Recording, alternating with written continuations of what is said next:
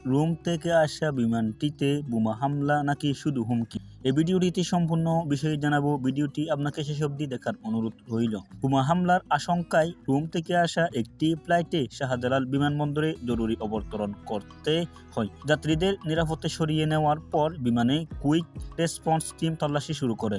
এদিকে জানা গেছে এখন পর্যন্ত কুইক রেসপন্স টিম পক্ষ থেকে কোনো স্পষ্ট বক্তব্য আসেনি। তবে তিনি জানান ফ্লাইট নম্বর BG 356 রোম থেকে আসার সময় ওই বিমানে একজন যাত্রী বোমা বিস্ফোরণের হুমকি দিয়েছে বলে বিমান থেকে পাওয়া খবর। এমন পরিস্থিতিতে সকাল 9টা 28 হজরত শাহজালাল আন্তর্জাতিক বিমানবন্দরে অবতরণ করে বিমানটি। অবতরণের পর বিমানটিকে নিরাপত্তা বাহিনী ঘিরে ফেলে। সর্বশেষ তথ্য অনুযায়ী বর্তমানে ইমিগ্রেশন চলছে এবং বিমানবন্দরে পরিস্থিতি সম্পূর্ণ স্বাভাবিক রয়েছে। সিভিল ইমিগ্রেশন ও গুজব না ছড়ানোর অনুরোধ করছে।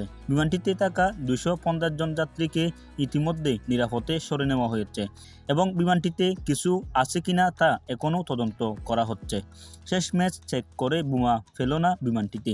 তাহলে ভিডিওটি দেখে কেমন লাগলো বিস্তারিত অবশ্যই আমাদের কমেন্ট বক্সে জানাবেন এবং আপনি যদি আমাদের চ্যানেলের প্রথম হয়ে থাকেন অবশ্যই আমাদের চ্যানেলটি সাবস্ক্রাইব করবেন, ফেসবুক পেজটি অবশ্যই ফলো করবেন। আসসালামু আলাইকুম রহমতুল্লাহি ওয়া বারাকাতুহু।